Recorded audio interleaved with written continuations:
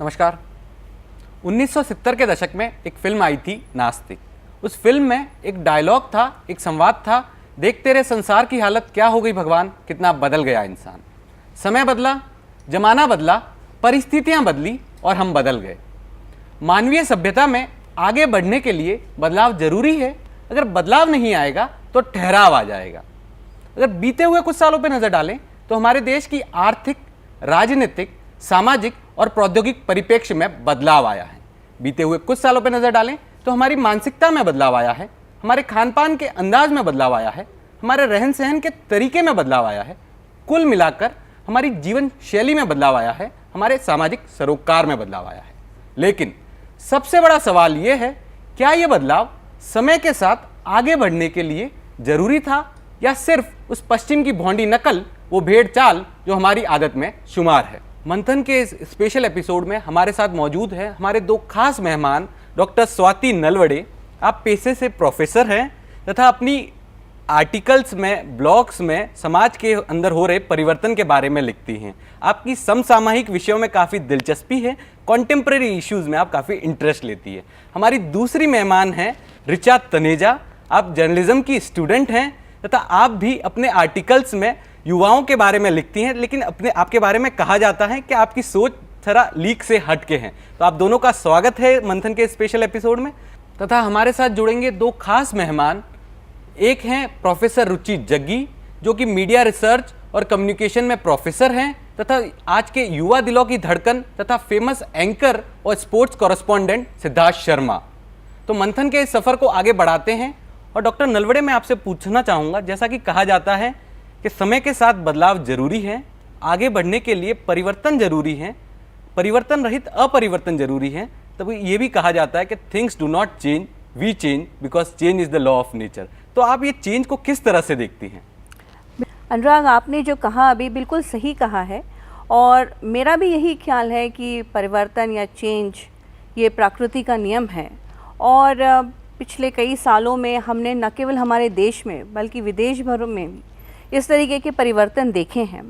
हमारी अपनी संस्कृति, भारत की संस्कृति और सभ्यता जो है ये 5000 साल पुरानी है, इसमें भी कई परिवर्तन आए। लेकिन देखिए, हमारी जो भारतीयता है वो तो वैसी ही है, अखंड है।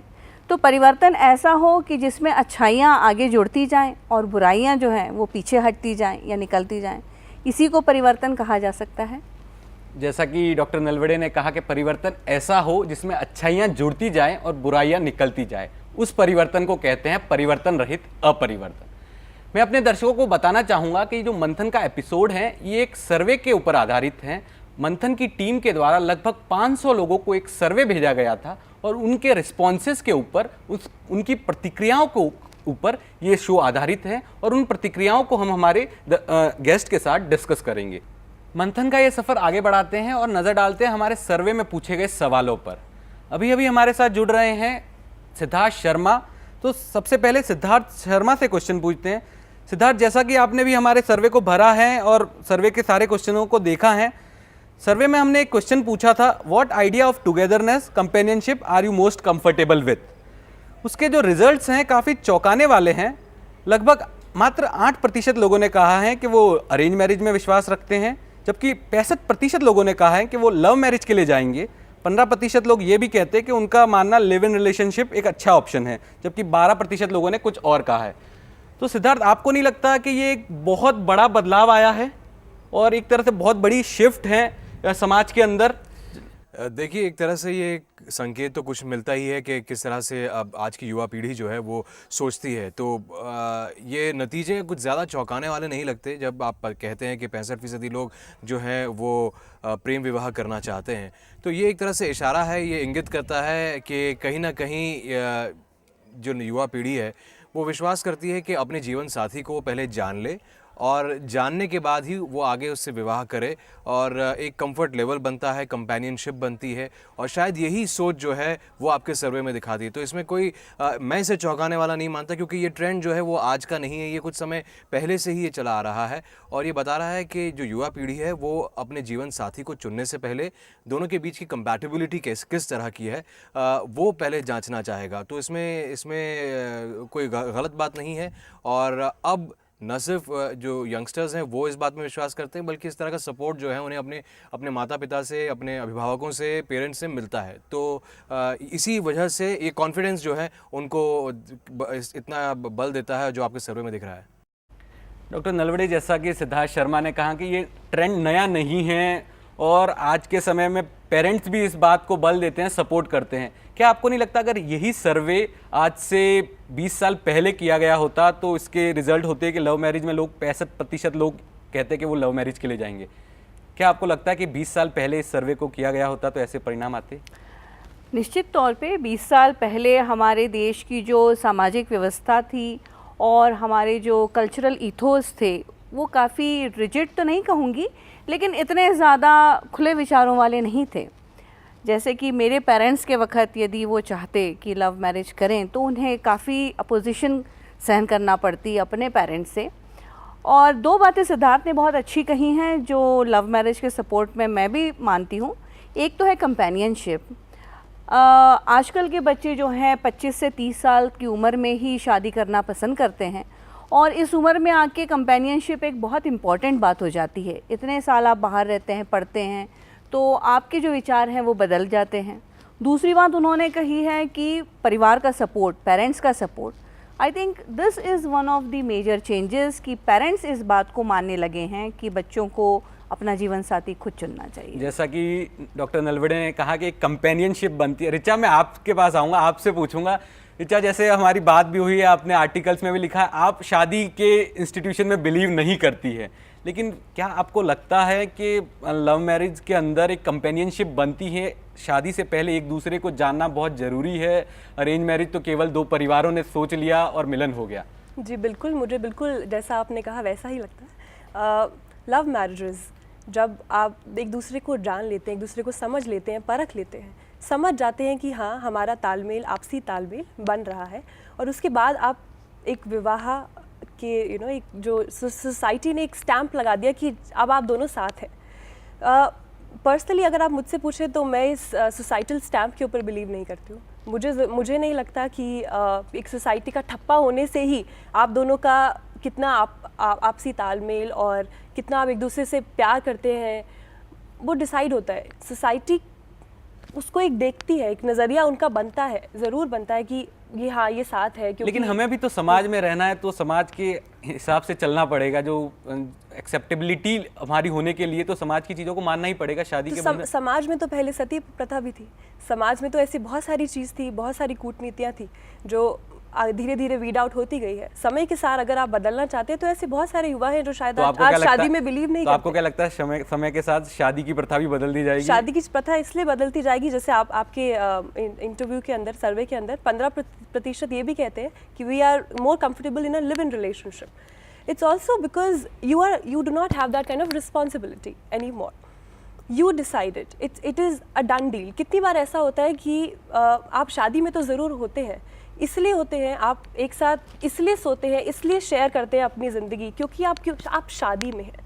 लेकिन आप एक लिव इन रिलेशनशिप में आप दोनों के पास एक चॉइस है कि आप जब चाहे वो नीति तोड़ सकते। जैसा कि रिचा ने बताया कि समाज की प्रथाएं बदलती जा रही है, शायद तक ये जो शादी विवाह की प्रथा ये भी बदल सकती है, और ये केवल हमारा मानना है। आगे बढ़ते हैं और नज़र डालते हैं हमारे सर्वे के दूसरे सवालों के ऊपर। कुछ एक सवाल हमने पूछा गया था कि आप at what age would you prefer to get marriage, तो कितनी उम्र के अंदर आप शादी करना चाहेंगे। तो इस सर्वे इसके अंदर भी हमें जो रिजल्ट आए हैं, लगभग 70% लोग कहते हैं 25 से 35 साल के बाद ही वो 25 से 35 साल के बीच में शादी करना चाहेंगे। फिर एक हमारा सवाल था कि किस तरह के परिवार में अपने आप को देखते हैं, जॉइंट फैमिली या न्यूक्लियर फैमिली। तो उसमें भी 60% लोगों ने कहा है कि वो न्यूक्लियर फैमिली में को ज़्यादा प्रेफर करेंगे। फिर हमने एक सवाल पूछा था कि आप शादी के कितने सालों बाद बच्चे की चाहत रखेंगे, को मतलब प्लान करेंगे जी। और जबकि एक क्वेश्चन ये भी था कि आप शादी की उम्र भी है वो 25 साल के बाद। तो हमारी प्रायोरिटीज़ चेंज हो गई हैं, हमारी जिम्मेदारियां कुछ और बन गई हैं। जबकि हमारा जो हमारी भावना थी वसुदेव कुटुंबकम की, कि पूरा संसार है, एक परिवार है, तथा हम भारतीयता में पिछले इतने सालों से रहते आ रहे हैं कि हम सब परिवार की तरह रहते हैं। तो ये एक बहुत बड़ा बदलाव लग रहा है आपको? इन सभी में एक नई चीज़ ये आती है कि लोग न्यूक्लियर फैमिली, जैसे आपने कहा, उसमें जाना चाहते हैं। और बड़े कुटुंबों में नहीं रहना चाहते। इसके पीछे एक सीधा सच्चा कारण मुझे ये लगता है कि हम सब अपनी अपनी सोच लेके बड़े होते हैं, इंडिपेंडेंट होते हैं।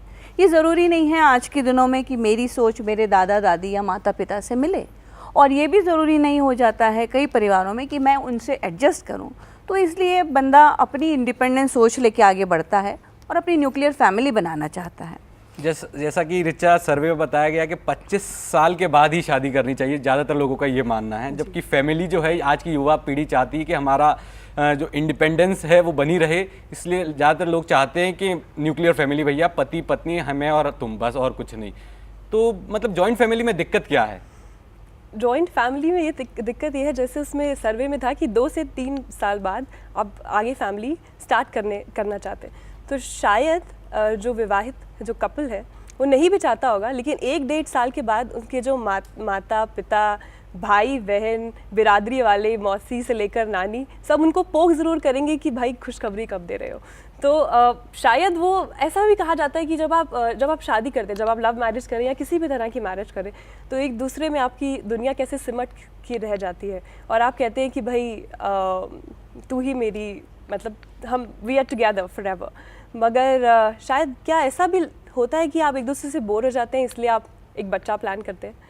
तो ऐसे बहुत सारे सवाल हैं जो आजकल के युवा एक दूसरे से दैट्स वाई 2 से 3 साल तो नहीं, इसलिए क्योंकि सोसाइटल प्रेशर हो जाता है, तो इसलिए शायद ये सामने आया है। और given a choice, I think 5 साल के बाद, या जब आप फाइनेंशियली स्टेबल हो।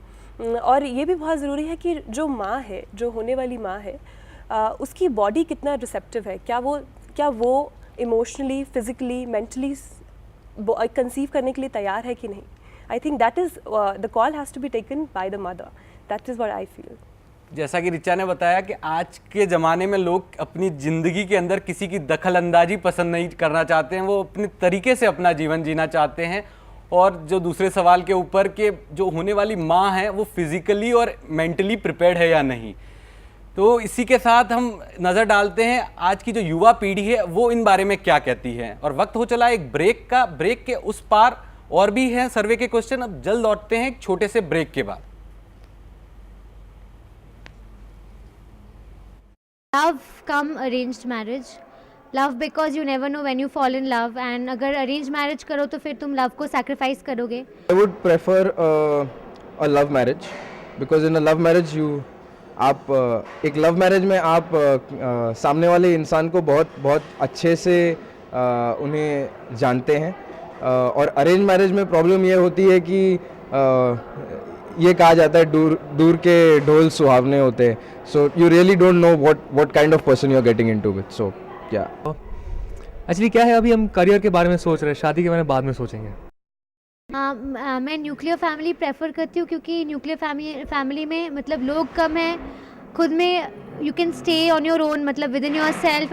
बच्चों के होने की उम्र भी एक सही उम्र में हो जाने चाहिए, तो शादी के 2-3 साल बाद is the right time. Marriage love come arrange basically. हमने पहले प्यार किया था, उसके बाद पेरेंट्स मान गए, तो उसके बाद उन्होंने अरेंज कर दिया, तो I would say love come arranged marriage. मैं ऑब्वियसली लिविंग रिलेशनशिप में मैं विश्वास रखता हूँ, क्योंकि उसमें कोई स्टैम्प नहीं होता है, कोई शादी का कोई एक बॉन्ड साइन नहीं करते हैं, तो I prefer living relationship.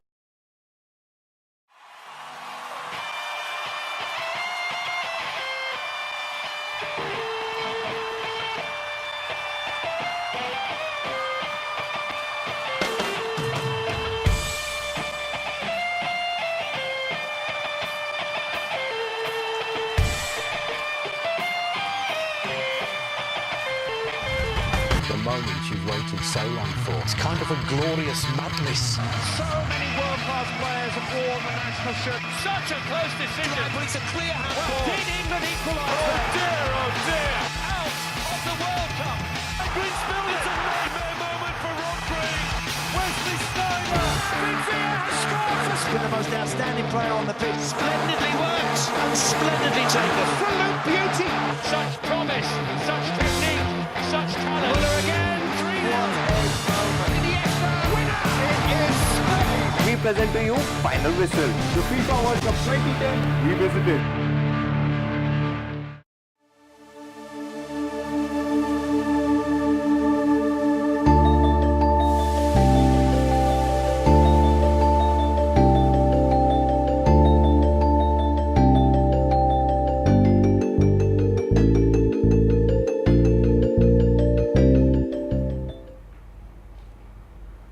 Break के बाद आपका स्वागत है।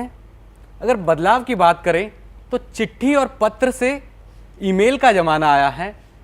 टेलीफोन की बजाय मोबाइल से दिलों की दूरियां कम होती हैं। टेलीग्राम की जगह एसएमएस के जरिए लोगों को बधाइयाँ दी जाती है।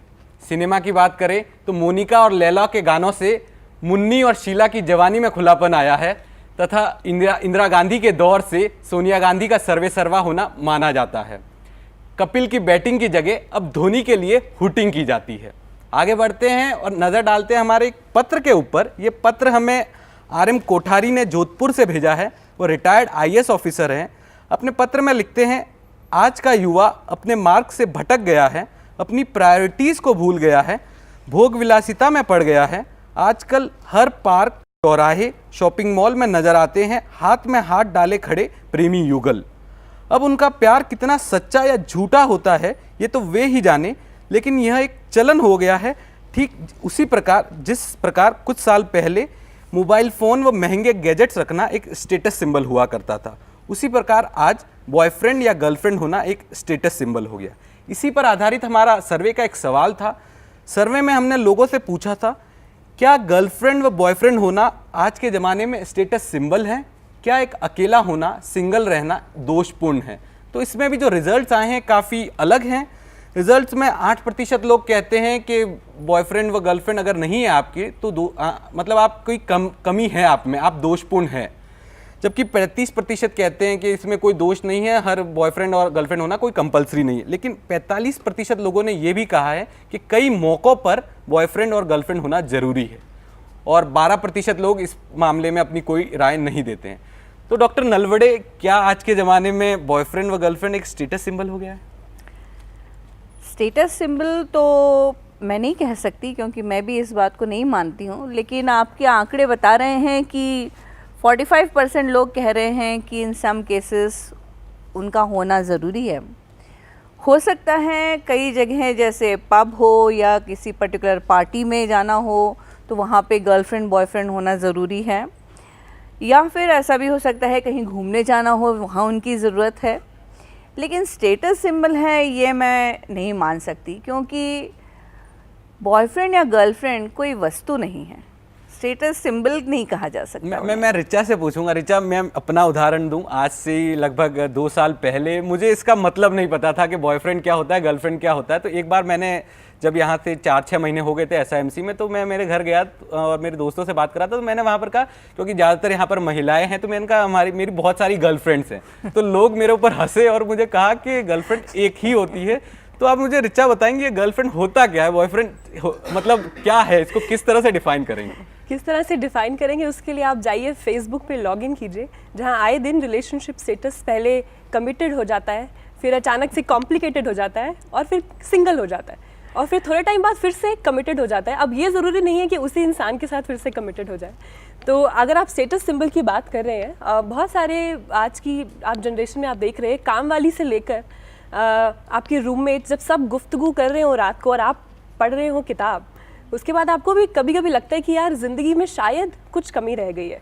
तो कभी कभी शायद आप इसलिए नहीं एक रिलेशनशिप में पढ़ते हैं क्योंकि आपकी ज़रूरत है, मगर सब क्या कह रहे हैं, तो सोशल प्रेशर में कभी कभी आप एक स्टेप ले लेते हैं। रिचा, आपको ऐसा नहीं लगता जैसे कहा जाता है कि जोड़ियाँ स्वर्ग में बनाई जाती है, और जो आपके लिए बना है वो तो कभी ना कभी आपको मिलेगा ही किसी ना किसी मौके पर? तो इस तरह से ये जो बॉयफ्रेंड गर्लफ्रेंड का कल्चर है, और जैसा कि अभी मैंने वैलेंटाइन डे पे भी देखा, फेसबुक की आपने अभी बात कह दी है, तो फेसबुक का ही मैं उदाहरण लूँगा। किसी ने फेसबुक पे लिखा था कि I am dating my books. तो मतलब ये डेटिंग, तो एक तरह से जो लोग अकेले हैं वो अपने आप को गिल्ट फील करते हैं अपने पीयर्स प्रेशर की वजह से, या जो आसपास के लोग हैं उनकी वजह से। ऐसा बिल्कुल भी नहीं है। वैसे तो जो dating books, I think whosoever is dating books is a very good idea. She should continue doing But on that. the day of Valentine Day. On the Valentine's Day, I personally do not believe in it because I think it's a very commercial venture. प्यार करने का कोई दिन नहीं होता, आप उसे एक दिन में तो बांध नहीं सकते। तो वैलेंटाइंस डे पर हो या कोई भी दिन पर हो, मिठास तो ज़िंदगी में हमेशा ही रहनी चाहिए। जो आपने बॉयफ्रेंड गर्लफ्रेंड कल्चर के बारे में बात करी, जैसे आप कह रहे हैं कि फेसबुक पर ये एक स्टेटस सिंबल धीरे धीरे बनते जा रहा है, मगर किसी के लिए मैकडॉनल्ड्स में बर्गर खाना बॉयफ्रेंड गर्लफ्रेंड होता है, और किसी के लिए उसे कहीं ज़्यादा। जो 18 साल की रिचा सोचती थी वो 23 साल की रिचा नहीं सोचती है। हम तब रिलेशनशिप सिद्धार्थ शर्मा से बात करेंगे। सिद्धार्थ शर्मा हमारे साथ जुड़ रहे हैं। सिद्धार्थ शर्मा, जैसे कि अभी डॉक्टर नलवड़े ने भी कहा कि ये एक स्टेटस सिंबल के रूप में नहीं देखा जा सकता, लेकिन कई मौक़ों पर एक साथी का होना बहुत ज़रूरी है। आप कई बार अकेले पड़ जाते हैं तो उस समय आपको लगता है एक साथी जो आपको एक सपोर्ट दे, एक मोटिवेटिंग फैक्टर की तरह हो। और जैसा रिचा ने बताया कि कई बार एक पीयर प्रेशर होता है जो आपको इस तरह के रिलेशनशिप में होने के लिए फोर्स करता है। ये कहीं ना कहीं इशारा करता है कि पीयर प्रेशर होता है, और पीयर प्रेशर में अगर आप एक ग्रुप के अंदर घूमते हैं तो शायद आपको, अगर सिंगल आप घूमते तो शायद आपको उतना उस ढंग से या उतना आपको क्या कहते हैं उसको, वो लफ्ज़ मुझे नहीं मिल रहा है कि आप उतने, यू हैव नॉट अराइव्ड, कुछ इस तरह की सोच रहती है। अगर इस तरह की सोच है तो ये सोच जो है वो ठीक नहीं है। एक स्टेटस सिंबल के तौर पर आप किसी के साथ में आप दोस्ती करें, या एक स्टेटस सिंबल के लिए अगर आप किसी रिलेशनशिप में आप एंटर करें तो ये बहुत गलत होगा।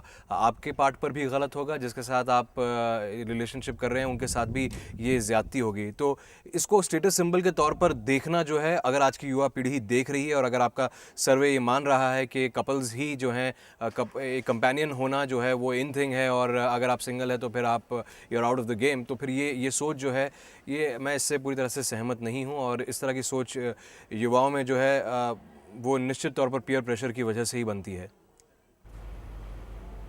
ये थे सिद्धार्थ शर्मा जो बता रहे थे कि पीयर प्रेशर होता है जिस वजह से आप में ये सोच डेवलप होती है।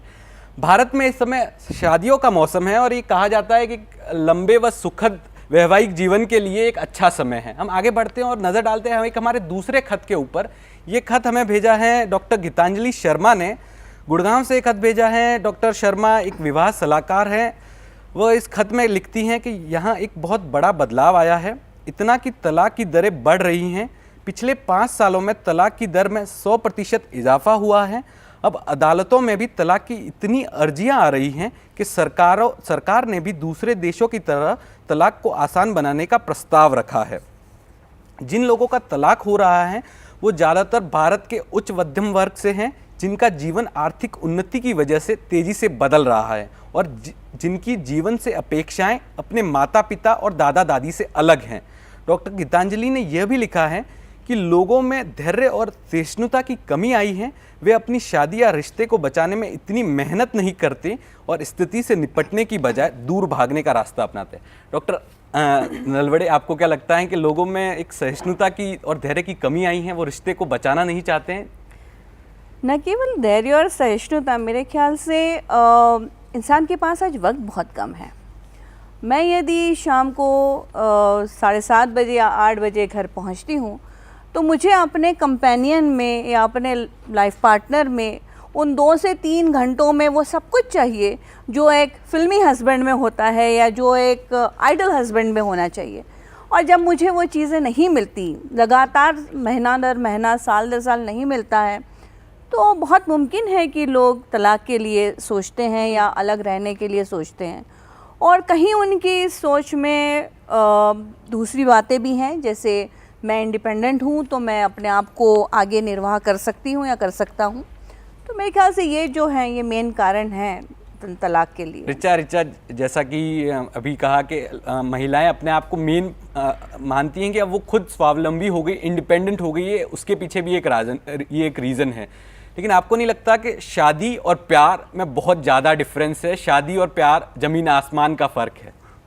जब आप प्यार करते हैं तो आप शायद उसी इंसान से जुड़े रहते हैं और उसी के सुख दुख बांटते हैं। जब आप शादी करते हैं, वो मैम मुझसे वाकिफ़ रहेंगी, तब आप उसकी पूरी फैमिली के साथ जुड़ जाते हैं। तो मेजर डिफरेंस तो यही आ जाता है कि आप पहले एक ही के साथ आपका जीवन सीमित रह गया, और जब शादी हो जाती है तो आप पूरा फैमिली, दोनों की फैमिली में कंपैटिबिलिटी, उन परिवार वालों को भी उतने ही उसी तरीके से प्यार करें जिस तरह से आप उनको करते हैं, जिस वजह से डिफरेंसेस आ जाते हैं, ईगो क्लैशेस हो सकते हैं, और आप जैसे आपने कहा कि डिवोर्स केसेस बढ़ते जा रहे हैं, उसका भी एक आई थिंक बहुत बड़ा कारण है। लेकिन महिलाएं खुद सोचती हैं कि अगर जब खुद अपने आप डिपेंडेबल हैं, वो अपना जीवन निर्वाह कर सकती हैं, तो क्यों किसी के ऊपर मतलब रहा जाए, क्यों किसी की सुनी जाए बात। कोई आजकल किसी को सुनता नहीं है और इंटरफेरेंस तो कोई चाहता ही नहीं है। इसमें एक कारण मुझे ये भी लगता है कि जैसे आपने कहा पहले कुटुंब होता था, और ऋचा ने भी कहा कि हम परिवारों से जुड़ते हैं, सिर्फ एक व्यक्ति से नहीं। तो पहले घरों में जो बड़े होते थे वो अक्सर मामलातों को संभाल लिया करते थे, पति पत्नी के बीच के झगड़ों को या विवादों को वहीं के वहीं सुलझा दिया जाता था। लेकिन अब ज़्यादा से ज़्यादा एक काउंसलर या कोई फ्रेंड जो काउंसलर बन जाए, या कोई एल्डरली आंटी, इन लोगों के ऊपर ये जिम्मेदारी रहती है कि इन विवादों को सुलझाएं। तो ये विवाद सुलझते नहीं हैं, उलझते ज़्यादा हैं, और इस कारण भी डिवोर्स के रेट्स ज़्यादा बढ़ते जा रहे हैं। जैसा कि डॉक्टर नलवड़े ने कहा कि जो हमारा पारिवारिक समूह है वो अलग होता जा रहा है। पहले कुटुंब में रहा करते थे तो हमारे जो विवाद होते थे उनको सुलझा दिया जाता था, लेकिन आजकल वो विवाद काउंसलर के जरिए सुलझाए जाते हैं। आगे बढ़ते हैं और नज़र डालते हैं हमारे अगले सवाल की ओर। एक सर्वे में हमने एक क्वेश्चन पूछा था, are you non judgmental and acceptable toward your friends, peers and partners consume alcohol or having habits of smoking। क्या आप अपने मित्रों को उनकी आदतों के अनुसार व्यवहार करते हैं? तो इसके रिजल्ट्स भी काफ़ी मिले जुले हैं। 27% लोगों ने कहा है कि उनकी आदतों से उन्हें कोई फ़र्क नहीं पड़ता है। 24% लोगों ने कहा है कि लोगों का व्यवहार वो उसी तरह से करते हैं, और 5% लोग कहते हैं कि उन्हें कोई मतलब दे डोंट केयर, और 45% लोगों ने कहा है, आप ग्राफ्स में देख सकते हैं कि आई डोंट जज पीपल बाय देयर हैबिट्स।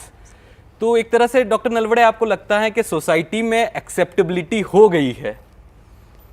हाँ, ये भी कहना पड़ेगा कि वो ज़माने लग गए जब लोग कहते थे पूत के पाँव पालने में, क्योंकि अब तो पालने में ही पूत शैतान होने लग गए हैं। तो ये जो बैड हैबिट्स का जो आपका, या हैबिट्स का जो भी कोई डेफिनेशन है, हाँ, हैबिट्स का जो डेफिनेशन है यहाँ पे, उनमें क्या अच्छा हो या क्या बुरा हो, इसके पैमाने भी बदलते जा रहे हैं। ज़माना था जब पिता और पुत्र कभी साथ में ड्रिंक्स नहीं लेते थे। अब तो बेटे की पहली नौकरी की जो जश्न मनती है उसमें पिता ही अपने बेटे के लिए जाम तैयार करते हैं। तो इस तरीके के जो चेंजेस हैं ये आ रहे हैं हमारे यहाँ, और इस कारण से भी जिन आदतों को शायद पहले बुरा माना जाता था या मोरालिटी के अंडर नहीं माना जाता था, इमोरल माना जाता था, उनको अब लोग थोड़े अलग नज़रिए से देखते हैं। लेकिन ये अमूमन बड़े शहरों की बात है। आप यदि बी ग्रेड सिटीज़ में या रूरल एरियाज़ में जाएं तो वहाँ पे अभी भी आपको जो आपने कहा है हैबिट्स के अंडर जो लिया है, वो अभी भी आपको उसका जो है 45% आपको उधर स्विंग मिलेगा। बिल्कुल बिल्कुल बिल्कुल। ऋचा, जैसा कि मैम ने अभी कहा कि ये एक्सेप्टेबिलिटी आ गई है, तो आपको नहीं लगता कि इसमें कुछ गलत नहीं, एक्सेप्टेबल है, part and parcel of life है? एक्सेप्टेबिलिटी इसलिए आ गई है क्योंकि आप जिस सोसाइटी में आप अब हम रह रहे हैं, this is also part and parcel of life. If you do certain things, you don't do certain things. You have certain habits, you don't have certain habits. So you cultivate it. जैसे मैं मेरा खुद का example लेना चाहूँगा। आज से 2 साल पहले मुझे मतलब इन सब आदतों में जो सम्मिलित होते थे लोग, उनसे मैं दूरी बनाए रखता था, लेकिन अब मुझे लगता है इसमें कुछ गलत नहीं है। I have accepted, although I don't drink and smoke, but I think it's nothing wrong in that. Right. So we more or less we have to accept this if you have to be part of that thing. That is what I'm saying. You have to prioritize because सबको पता है कि smoking drinking से आपकी health पर तो क्या असर पड़ेगा वो सबको पता ही है। तो people who smoke and drink they also know what is if it's harming their body or it's not harming their body, right? मगर वो क्यों करते हैं? कभी कभी ऐसा होता है कि पीयर प्रेशर की वजह से करते हैं, एक ग्रुप का पार्ट होने की वजह से करते हैं। कितनी बारी जब आप ऑफिस में जाते हैं, हम इंटर्नशिप से अभी होकर आए हैं, तो कितनी बार बॉसेस के साथ आधी से ज़्यादा बातें आप स्मोकिंग टेबल पर करते हैं, या तो सोशलाइजिंग की बहुत ज़रूरत पड़ गई है। वो एक सोशलाइजिंग कल्चर ही बन गया है, इसलिए शायद ये एक्सेप्टेबिलिटी भी बढ़ गई है। जैसा कि ऋचा ने कहा कि ये सोशलाइजिंग करने का एक तरीका है, कभी कभी पीयर प्रेशर भी होता है जिससे आपको इन आदतों को अपनाना पड़ता है। वक्त हो चला एक वापस एक ब्रेक का, लेकिन ब्रेक पे जाने से पहले एक मैं खत पढ़ना चाहूँगा। जो ये खत भेजा है हमें शैलेंद्र झा ने, जो दिल्ली से हैं, पत्रकार हैं, एक बड़े नेशनल न्यूज़ चैनल में। खत में लिखते हैं, हम 20-30 सालों में कितने बदल गए, अब तो हमारे बीच के रिश्ते बदल गए। अपराधियों ने लोगों के चेहरे चुरा लिए तो मुखौटे बदल गए। बच्चे हमारी बातों पर हंसते हैं आजकल, उनकी किशोर आंखों के सपने बदल गए। इंसान से तो पहले ही विश्वास उठ गया, विश्वास किसका कीजिए, कुत्ते बदल गए। फैशन भी क्या अजीब है, कुछ सोचती नहीं, तन तो वही पुराना है पर कपड़े बदल गए। इस 21वीं सदी के चश्मे बदल गए, सचमुच हम कितना बदल गए, हम कितना बदल गए।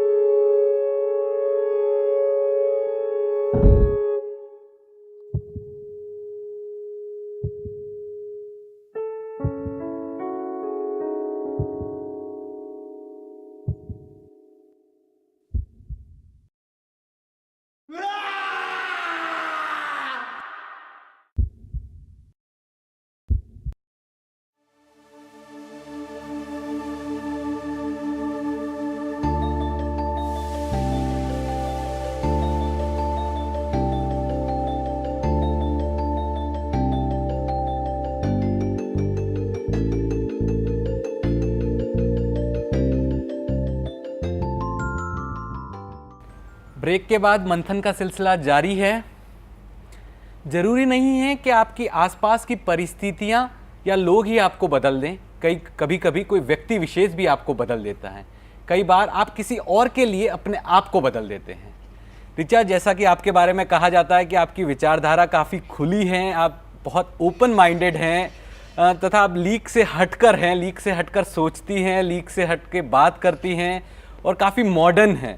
और मॉडर्निटी से रिलेटेड हमने हमारे एक सर्वे में भी क्वेश्चन पूछा गया, तो ज़्यादातर लोगों ने कहा, 70% लोग कहते हैं कि मॉडर्निटी का मतलब है खुले दिमाग से सोचना जी।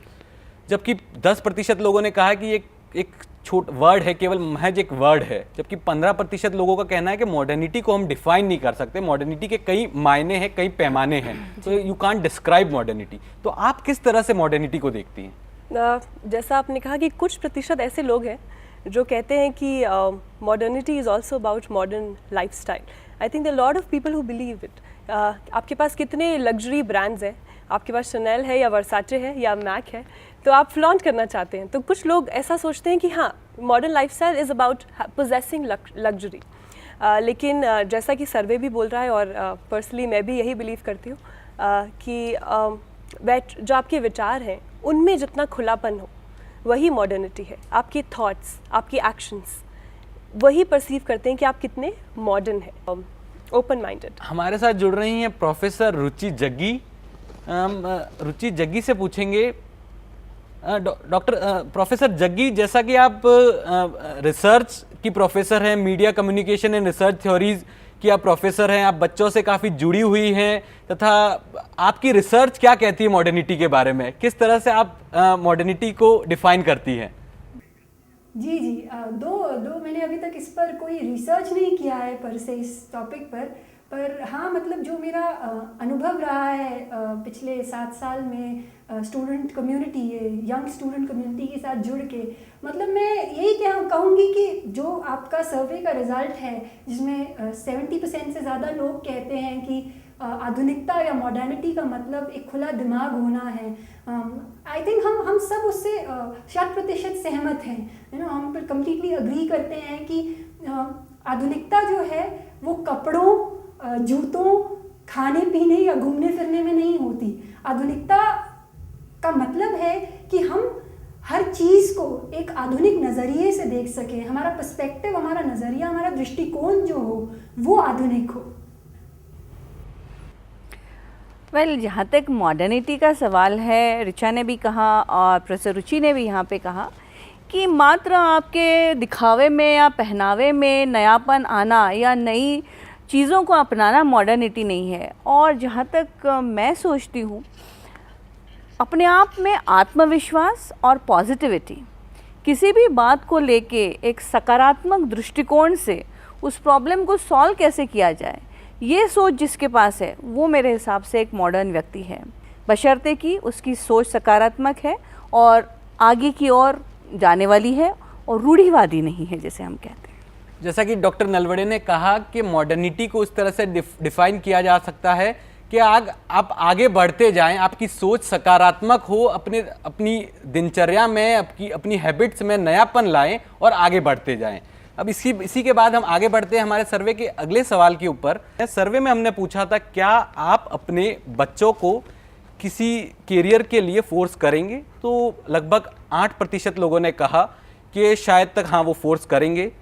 30% लोग कहते हैं कि वो अपने बच्चे का भला सोचेंगे और 60% लोगों ने कहा है कि वो अपने बच्चे की रुचि का ख्याल रखेंगे। तो मैं आपसे पूछना चाहूँगा, ये एक नया कंसेप्ट आया है, बच्चे का भला सोचेंगे, लेकिन उससे दुगने लोग कह रहे हैं बच्चे की रुचि का ख्याल रखेंगे। ये उन लोगों ने कहा है जिनके अभी बच्चे नहीं हुए हैं। तो बच्चे का भला तो भाई हर कोई चाहता है। हाँ। किसे अपने बच्चे का बुरा चाहिए? दो चीज हो गई, बच्चे के लिए अच्छा सोचेंगे जो उसके लिए सबसे बेस्ट है, लेकिन एक ये भी है कि बच्चे जिस चीज में रुचि रखता है, बच्चे तो आजकल बहुत सी चीजों में रुचि रखते हैं, लेकिन माँ बाप का दायित्व होता है कि उससे सही राह दिखाए। ऋचा, जो अच्छा लगे दिल को उसी चीज को करना चाहिए, चाहे उसके परिणाम कुछ भी हो, जिस कैरियर में। तो आपको क्या लगता है, जो मतलब पेरेंट्स सोचते हैं कि ये आपके लिए अच्छा है, लेकिन नहीं, आप कहते हो शायद तक मैं इस फील्ड में अच्छा कर सकता हूँ, और शायद नहीं कर पाए वो? मेरी मम्मी हमेशा कहती हैं कि बेटा 5 उंगलियां कभी बराबर नहीं होती। तो शायद मेरी सिस्टर जो है वो सीए कर रही है, उसका इंटरेस्ट वहाँ है, उसका पैशन वहाँ रहता है। और जब मेरे माँ बाप ने समझा कि मेरा जो इंटरेस्ट है वो कम्युनिकेशन और मीडिया की तरफ है, तो रुझान देखते हुए मेरे माँ बाप ने मुझे पूरा सहयोग दिया। उनके आशीर्वाद से ही शायद मैं अपनी ड्रीम जी रही हूँ यहाँ आकर। तो हमारे साथ जुड़ी हुई हैं प्रोफेसर रुचि जग्गी, उनसे उनकी राय जानना चाहूँगा, उनका क्या कहना है। प्रोफेसर रुचि, जैसा कि आप तो बच्चों के साथ जुड़ी हुई हैं, घुल मिल जाती हैं बच्चों से, काफ़ी बच्चों के करीब पाती हैं अपने आप को, आप उनसे बात करती हैं, तो आपको क्या लगता है कि बच्चे जो करियर ऑप्शन? जी अनुराग, इस पर मैं एक छोटा सा अपना एक्सपीरियंस आपसे शेयर करना चाहूँगी। अभी ये रीसेंट जितने भी जब एडमिशन इंटरव्यूज़ का टाइम आता है और कॉलेजेस में बच्चे, खास करके हमारे नॉन ट्रेडिशनल कोर्सेज हैं, जैसे कम्युनिकेशन के कोर्सेज हैं, मास कम्युनिकेशन और मीडिया के, उसमें बच्चे जब एडमिशन के लिए आते हैं तो ज़्यादातर ये देखा गया है, और बहुत सारे बच्चे जो खास करके ऑडियो विजुअल कोर्स या जर्नलिज्म कोर्स करना चाहते हैं, वे लोग इंजीनियर्स हैं, उनका बैकग्राउंड है हार्डकोर इंजीनियरिंग का, बीटेक किया है कंप्यूटर्स में, आईटी में, या फिर बैचलर्स ऑफ कंप्यूटर एप्लीकेशंस किया है, या बीएससी इकोनॉमिक्स किया है। तो आप उनसे एक बड़ा ही ऑब्वियस सा सवाल पूछते हो कि तुमने अपनी फील्ड को परस्यू क्यों नहीं किया, या प्रोफेशनली ट्रेंड हो तो उसमें काम क्यों नहीं कर रहे। तो आपको आमतौर पे एक स्टैंडर्ड सा जवाब मिलता है कि जब 12th में थे तो माँ बाप ने कहा कि ट्रेडिशनल कोर्स करना, ट्रेन होना बड़ा इम्पॉर्टेंट है, तो अगर या इंजीनियरिंग करो या मेडिकल पढ़ो, तो इसलिए। प्रोफेसर जग्गी, जैसा कि आपने कहा कि बच्चे दूसरी कोर्सेज की तरफ जा रहे हैं, लेकिन आपको नहीं लगता आज के ज़माने में ऑप्शंस काफ़ी ज़्यादा हैं, हमारे पास बहुत सारी फील्ड्स हो गई जो कि आज से 10 साल पहले, 20 साल पहले नहीं थी उस समय? जी बिल्कुल। आई थिंक हमारी जो जनरेशन बड़ी हुई है, आपसे आप में और हमारी जनरेशन में बहुत अंतर है। मतलब जितना हम लोग जिस ट्रेडिशनल माहौल में पले बड़े हैं, उस ट्रेडिशनल माहौल में एक सर्टन सेट ऑफ एजुकेशन को फॉलो करने का जो प्रेशर था वो हम पर बहुत ज़्यादा था। मुझे याद है आज से 11 साल पहले जब मैंने मास कम्युनिकेशन में डिग्री करने के लिए डिसाइड किया था, तो मैं एक छोटे से शहर से हूँ और मुझे कितने लोग मिलने आए थे कि उनको ये समझ ही नहीं आई कि मैं करना क्या चाहती हूँ लाइफ में। तो मैं भी एक बीएससी बॉटनी ऑनर्स की स्टूडेंट थी और यूनिवर्सिटी गोल्ड मेडलिस्ट थी। तो मुझे लेटर्स दिए गए मेरे कॉलेज के द्वारा कि मेरा फ्यूचर जो है वो एक सेट सिक्योर प्रोफेशन में बहुत ब्राइट हो सकता है और मैं बहुत ही बड़ा रिस्क ले रही हूँ बिना कैलकुलेट किए। हाउएवर पिछले 10 सालों में मैंने बहुत चेंज देखा है। मैं खास करके जब इंटरव्यू पैनल पे होती हूँ या स्टूडेंट से मिलती हूँ, ये मुझे बिल्कुल चौंकाता नहीं है कि वो एक स्ट्रीम बदल के बिल्कुल एक नई स्ट्रीम में आ रहे हैं। मुझे लगता है कि वो ज़्यादा सॉर्टेड आउट है, उनको समझ आ रही है कि वो ये सब कुछ करना चाहते हैं। बट ऑफ कोर्स मतलब हम ये बिल्कुल मान के नहीं चल सकते कि 100% यही पेरेंट्स का भी पर्सपेक्टिव है। पेरेंट्स के अपने कंसर्न्स हैं, वो चाहते हैं कि बच्चे थोड़े और सिक्योर हों। अभी तक हमारे प्रोफेशन में उतनी सिक्योरिटी नहीं है क्योंकि बड़ा मैवरिक क्रिएटिव सा प्रोफेशन है। तो ऑफ कोर्स मतलब आपकी बात बिल्कुल सही है कि जैसा कि प्रोफेसर जग्गी ने कहा कि पेरेंट्स के भी अपने कंसर्न हैं, लेकिन साथ साथ पेरेंट्स चाहते हैं कि वो आज के ज़माने में बच्चे की सोच का ध्यान रखे, उसकी रुचि का ध्यान रखे। अभी का जो 21वीं सदी है, इसमें भागदौड़ की ज़िंदगी है, हर दिन नई चुनौतियां हैं, नई परेशानियां हैं। इन परेशानियों के साथ साथ हम कई बीमारियों से शिकार हो रहे हैं। उसमें से एक बड़ी बीमारी जो इस समय उभर कर आ रही है वो है डिप्रेशन की। टीचर, जैसा कि हमने कई बार डिस्कशन किया है, आप भी बताती हैं कि आपका मानना है कि हर कोई कभी ना कभी डिप्रेशन का शिकार, मतलब डिप्रेशन की प्रॉब्लम से गुजरा ही है, जबकि आप कहती हैं कि ये एक कॉमन फिनोमिना हो गई है। और आज की जो हेक्टिक लाइफ शेड्यूल है, जिसमें इतना प्रेशर है, इतनी हमारे से एक्सपेक्टेशंस हैं, काफ़ी हमसे मतलब डिमांड काफ़ी ज़्यादा कर पा रहे हैं और हम उसको पूरा उस पर खरे नहीं उतर पा रहे हैं। तो और ये डिप्रेशन एक कॉमन फिनोमिना हो गया है। बहुत सारे अपने आसपास भी मैंने बहुत ऐसे लोगों से मुलाकात हुई जो कभी ना कभी डिप्रेशन का शिकार रह चुके हैं। जब आज मैं उन्हें देखती हूँ with the new lease of life, मुझे लगता है कि मैं उनसे बहुत प्रेरणा ले सकती हूँ। बट जब वो फेज़ उनका था, तब भी मैं कुछ लोगों के साथ रह पाई हूँ। तब मुझे ऐसा लगा कि the cure for depression cannot be medicine. The cure is only love. All you can do is give love, support that person. Because इतना प्रेशर हो जाता है कि आप अपने उस स्ट्रेस के अंदर या अपने आप को compete करने के लिए, जैसे मैंने आपको पहले ही बोला कि पांचों उंगलियां बराबर नहीं होती है। अगर आप 30 किलोमीटर प्रति आवर से उस रफ्तार से चलेंगे, अगर आप अपने दिमाग को 60 किलोमीटर प्रति आवर की स्पीड से चलाने लग जाएंगे तो वो स्ट्रेस्ड आउट ही होगा। उसकी वजह से आपके ऊपर दबाव है, बहुत सारी चीज़ों का दबाव है कि अरे मेरा पड़ोसी अच्छा कर रहा है और मैं क्यों नहीं कर रहा।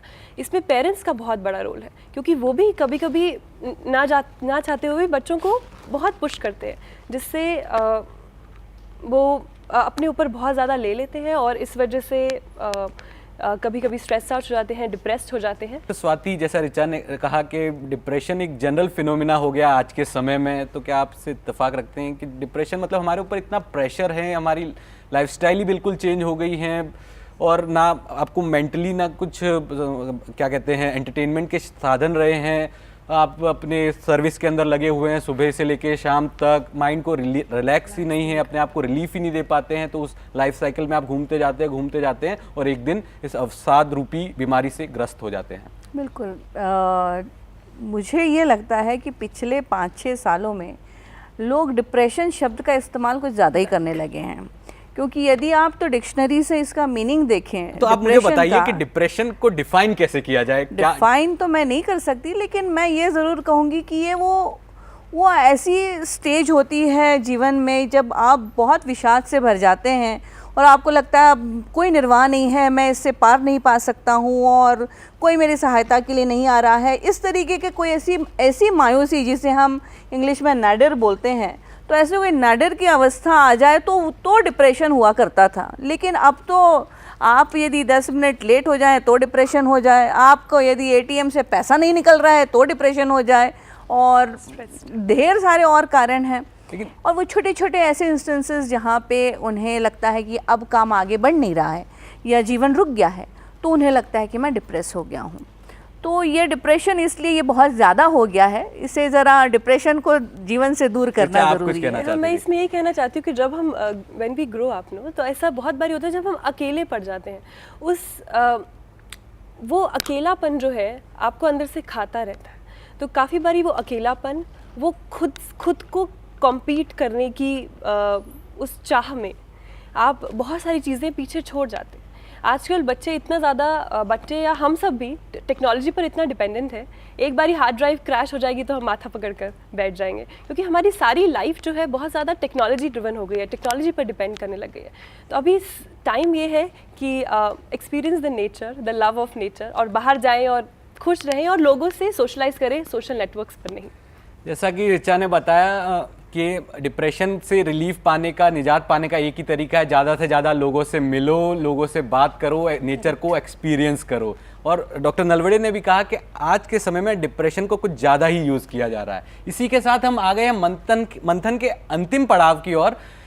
हमने बहुत से विषयों पे बात करी, बहुत से सवालों पे चर्चा करी। चर्चा का रिजल्ट यही निकला कि पिछले 2 दशकों में, पिछले 3 दशकों में हमारे में बहुत सारे बदलाव आए हैं। हमने बहुत सारी चीज़ों को अपनाया है, हमारी सोच में बदलाव आया है। तो अंत में मैं डॉक्टर नलवड़े, कितना बदल गए हैं हम? कितना बदल गए हैं हम? बहुत बदले हैं। और यदि मैं अपने आप को लूँ तो मैं भी देखती हूँ कि पिछले 40 सालों में मैंने भी अपने आप में ऐसे कई मील के पत्थर देखे जिनमें मैं बदलती गई। एक परवीन शाकिर का एक शेर है, मुझे इस वक्त याद आ रहा है कि अहद के मेरे बच्चे बहुत चालाक हो गए हैं, दिन में भी जुगनू मांगने की ज़िद करे हैं। तो इतना बदलाव आ गया है कि बच्चे भी अब दिन में जुगनू मांगने लगे हैं, जबकि उन्हें भी पता है कि जुगनू सिर्फ रात को ही चमकते हैं। रिचा, आपसे पूछूंगा कितना बदल गए हैं हम, और आने वाले समय में हम और कितना बदल जाएंगे? मैं इस शो की शुरुआत में एक डिस्क्लेमर देना चाहती थी कि मैं पहले भी ऐसे ही गेस्ट रही थी जब मैं अपने बैचलर्स में थी।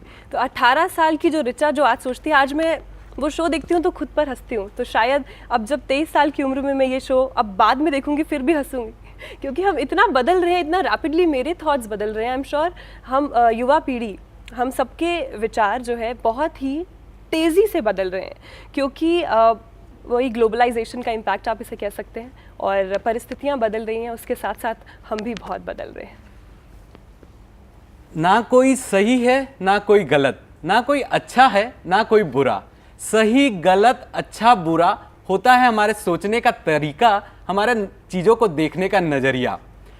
रीति रिवाज, कानून, कायदे, नैतिकता, मापदंड आदि ज्ञानवर्धक शब्द हमारे समाज की उपज है, और हमने हमारे स्वार्थ के लिए समय समय पर इन शब्दों की डोमेन के साथ, इन शब्दों की परिधि के साथ छेड़छाड़ करी है। समाज सुधारकों ने, या दूसरे शब्दों में कहे तो समाज के ठेकेदारों ने समय समय पर समाज में होने वाले बदलावों के खिलाफ आवाज़ उठाई है। लेकिन हर किसी का अपना जीवन है, हर किसी की अपनी निजी जिंदगी है, जिसे उन्हें अपने तरीके से जीने का पूरा हक है। यहाँ तक कि हमारा कॉन्स्टिट्यूशन भी उसकी आज़ादी देता है। लेकिन फिर सवाल ये उठता है कि क्या सही है, क्या गलत है, किन चीज़ों को अपनाया जाए और किन चीज़ों से दूरियां बना के रखी जाए। तो उसका हल यह है, सॉल्यूशन है, जिस कार्य को बहुसंख्य लोग करें, जिसे मेजॉरिटी की एक्सेप्टेबिलिटी हो, वह सही है, बाकी सब गलत। क्योंकि कहा जाता है मेजॉरिटी विंस। भले ही किसी समय में उस मास ऑडियंस ने उस चीज़ को नहीं अपनाया हो। आपको ये मंथन का एपिसोड कैसा लगा? अपनी राय, सुझाव, शिकायत हमें भेजें manthan@simc.edu पे। इससे फ़र्क पड़ता है, एक राय बनती है। तो अंत में मैं फिर वापस कहूँगा, things do not change, we change because change is the law of nature.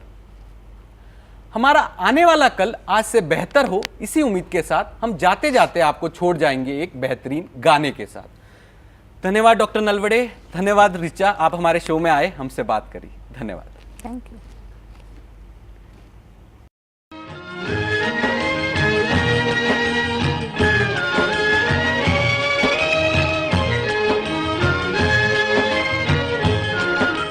देख तेरे संसार की हालत क्या हो गई भगवान, देख तेरे संसार की हालत क्या हो गई भगवान। कितना बदल गया इंसान, कितना बदल गया इंसान। सूरज न बदला, चांद न बदला, ना बदला रे आसमान। कितना बदल गया इंसान, कितना बदल गया इंसान।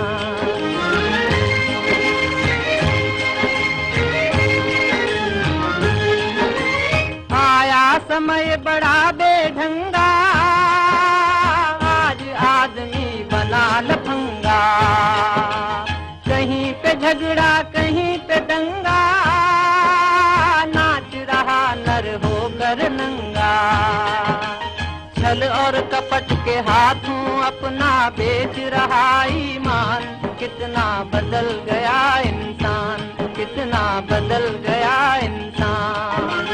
देख तेरे संसार की हालत क्या हो गई भगवान। कितना बदल गया इंसान, कितना बदल गया इंसान।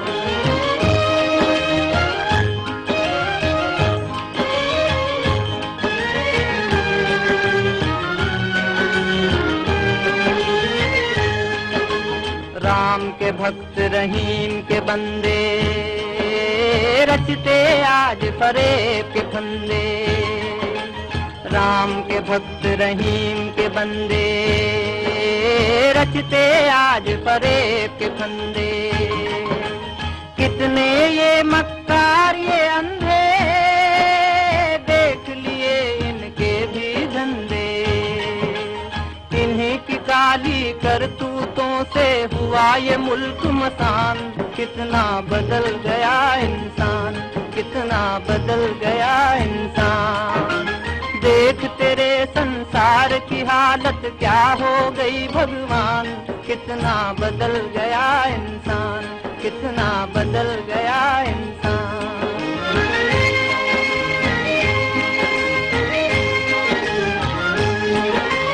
जो हम आपस में न झगड़ते बने हुए क्यों खेल बिगड़ते। काहे लाखों घर ये उजड़ते क्यों ये बच्चे माँ से बिछड़ते। फूट फूट कर क्यों रोते प्यारे बापू के प्राण। कितना बदल गया इंसान, कितना बदल गया इंसान। देख तेरे संसार की हालत क्या हो गई भगवान। कितना बदल गया इंसान।